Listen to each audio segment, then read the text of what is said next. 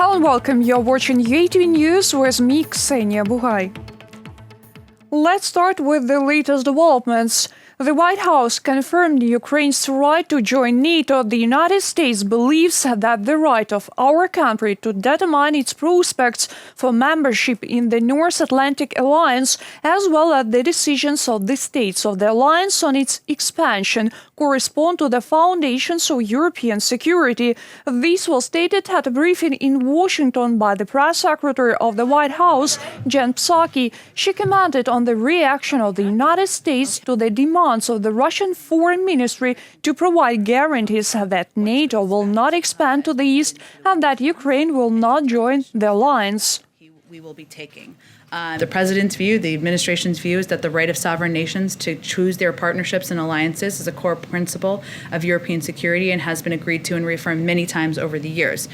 This remains U.S. policy today. I mean, we support the aspirations of countries to join NATO and meet specific requirements. NATO's relationship with Ukraine is a matter only for Ukraine and 30 NATO allies to determine.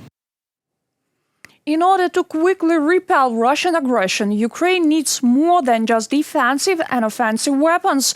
Military expert Alexander Musienko believes on the Air of Ukraine in Fact program. He said that Ukraine needs to establish joint military technical cooperation and the production of weapons with its Western partners.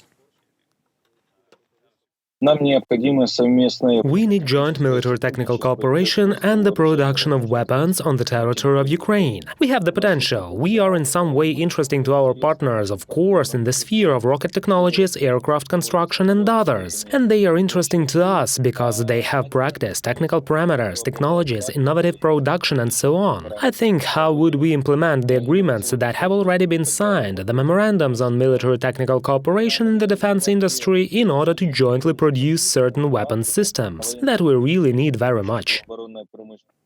They called on the world community to toughen sanctions against Russia and then called on the Russian Federation to withdraw its troops from the Ukrainian borders. All this is stated in a joint statement by the presidents of Ukraine, Poland and Lithuania, which was approved following the meeting of the Lublin Triangle. Officials also reacted to the statement about the possible deployment of Russian nuclear weapons in Belarus. My colleagues will tell you in details about statements of the heads of state made at this meeting. NATO members can impose tough sanctions against Russia and Belarus if there is evidence of the deployment of nuclear weapons on the territory of a third country. This is how Ukraine's President Volodymyr Zelensky reacted to reports on the probable deployment of Russian nuclear weapons in Belarus. The head of state called such statements another information attack. One cannot just play with such things, and for Ukraine this is quite a common information. It's another information attack by Russia. At least in case it does happen, we will know for sure where some of the nuclear stockpiles of the Russian Federation are located. In turn, the international partners fully support the sovereignty of Ukrainian borders and add that Ukraine will never be left alone with its problems and challenges. Russian aggression is manifested through a military build-up on the border with Ukraine. We discussed this issue in the format of the Bucharest 9. The topic of the impossibility of invasion was also in the conversation between Joe Biden and Vladimir Putin. Our position in the Lublin Triangle is to prevent any aggression. Poland and Lithuania support Ukraine's accession to NATO and the EU and emphasized that Russia cannot interfere with the democratic processes in neighboring countries. We are ready to help both Ukraine and Poland, and all these threats are common. Lithuania has always actively raised the issue of Ukraine on the NATO agenda. Russia constantly puts pressure on Ukraine in the issue of joining NATO and the EU, but they should understand that the consequences at the international level for them will be hard. Ukraine, Lithuania and Poland called on the international community to strengthen sanctions against Russia due to its aggression against Ukraine. Besides, the leaders of the countries reaffirmed their commitment to the development of strategic partnerships between the three countries, based on common values and interests. These directions are mentioned in the declaration signed following the meeting. Reported by Vadim Kramer and Larissa Zubenko, UATV News.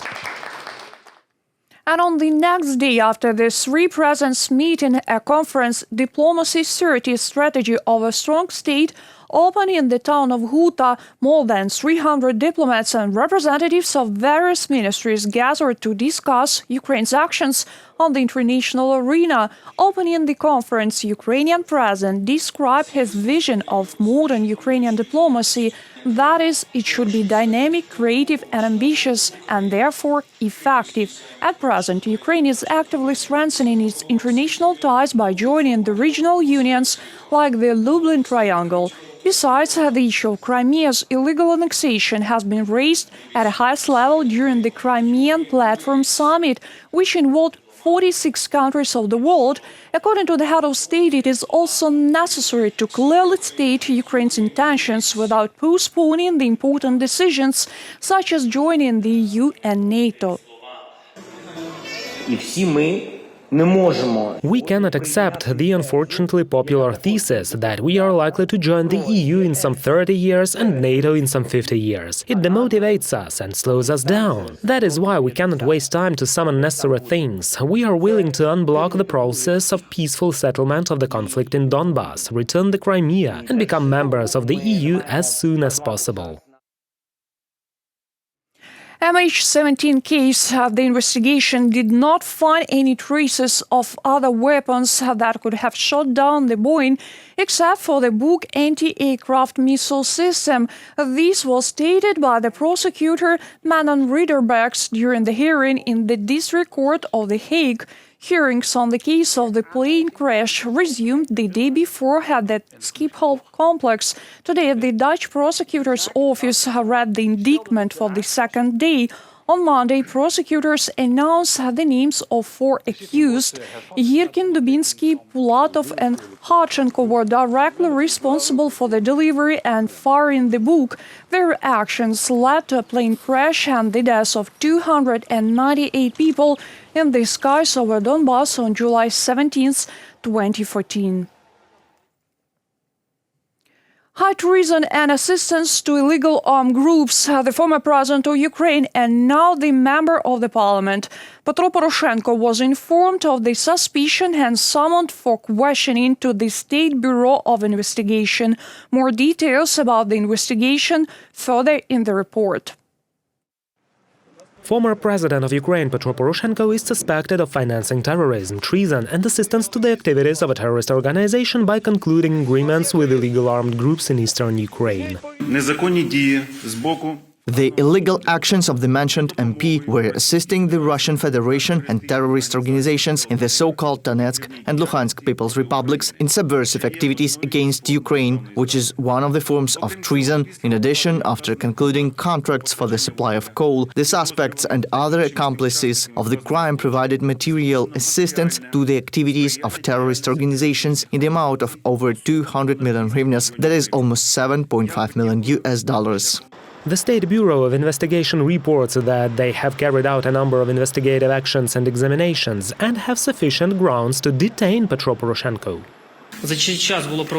During this time, a large number of different examinations were conducted. These are examinations of sound recordings on state security issues, linguistic examinations, and a number of interrogations of witnesses. Unfortunately, as part of the fact that the pre-trial investigation is currently underway, I cannot disclose what the evidence is. However, based on the evidence gathered, a decision was made on the sufficiency of the circumstances to report the suspicion. Head of the central headquarters of the European Solidarity political party Alexander Turchinov said that Petro Poroshenko would go for questioning as soon as he returns to Ukraine. Lawyers call the case fabricated.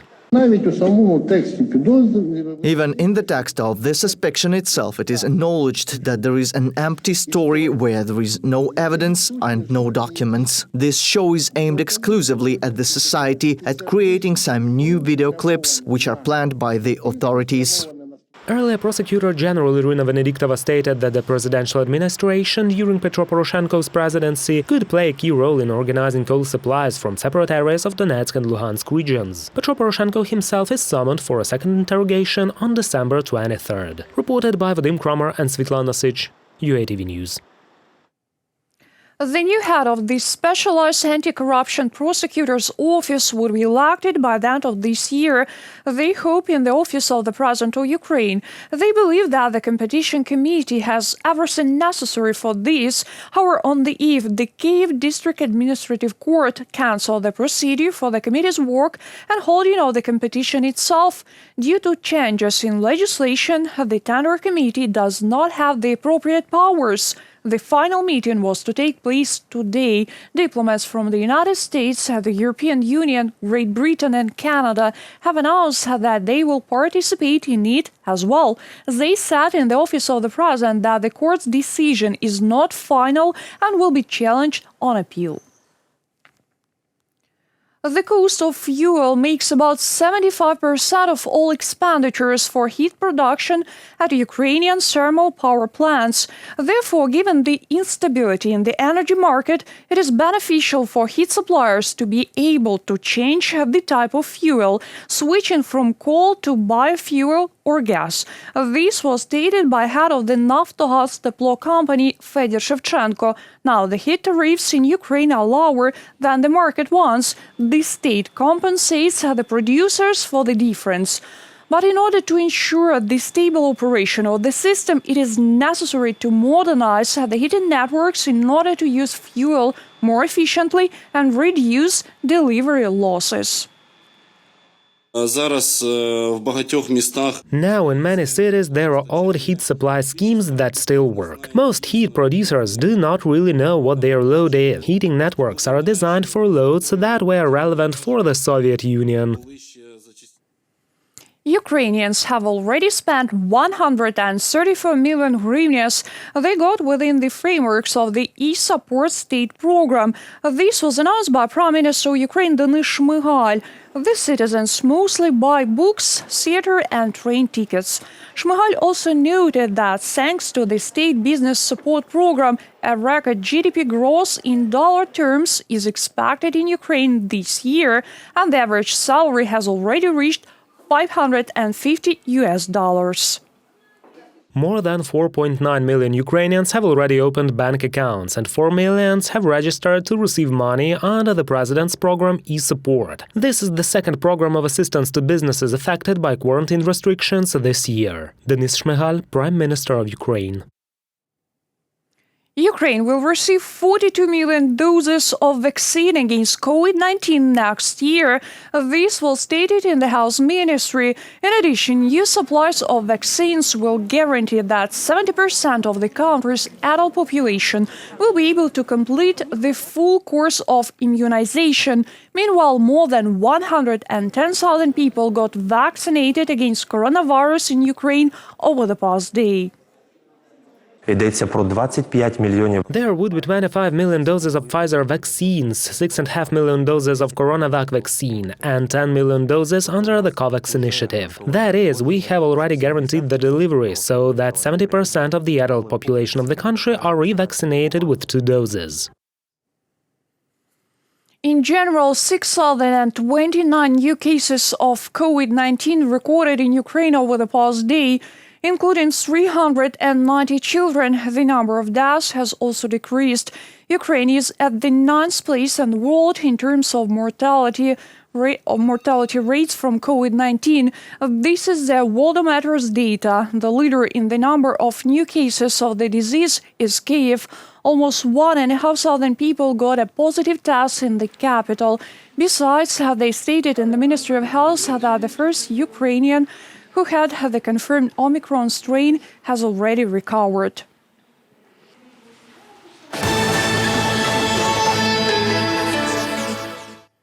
The first steps of Ukraine in European integration, the scientific and educational project dedicated to the 30th anniversary of diplomatic relations of Ukraine with foreign states, was presented in Kyiv. It includes several dozen unique interviews with the first ambassadors of independent Ukraine in Austria, Great Britain, Germany, Belgium, USA, and other countries.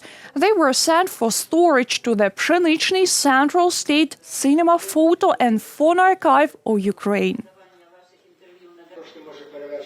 Очевидно, перший раз в світі передається. For the first time in the world, the interviews of the first ambassadors are being stored in the Central State Archival Institution. Those are years 1990 to 1993. Those are people who founded modern Ukrainian diplomacy and who carried on the traditions of the past century and in fact restored Ukrainian diplomatic service.